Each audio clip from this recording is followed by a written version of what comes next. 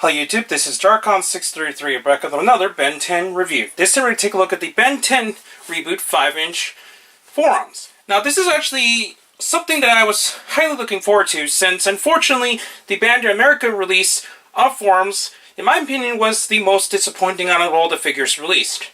Which we'll take a look in comparison later, but that particular figure suffered from a lot of joints being missing from the initial prototype.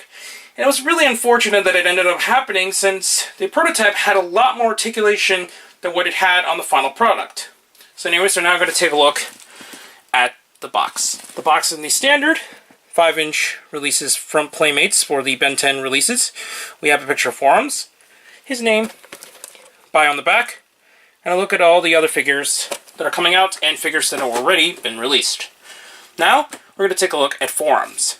As a comparison, here he is next to the Bandai of America release, and this is something that I commend Playmates for remedying, since this particular figure has a ton of articulation points, and pretty much all the type of articulation points that this particular alien needs to pull out pretty much majority of his poses.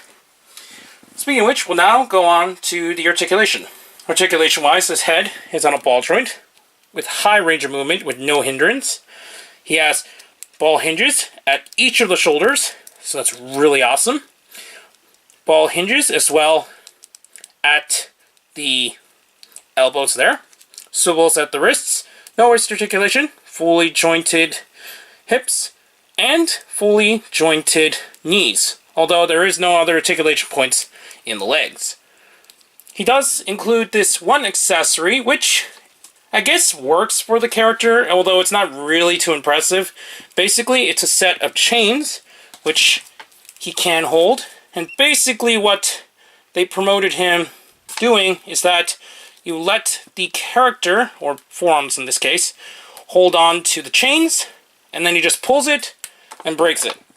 It's really not that big of a gimmick, but at least it's nothing that actually affects the figure as a whole.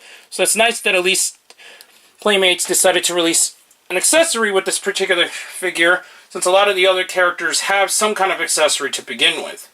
So overall, I think Playmates did a fantastic job on this version of forearms, and I think at this point in time, it's probably the best standard forearms figure that has ever been made in general.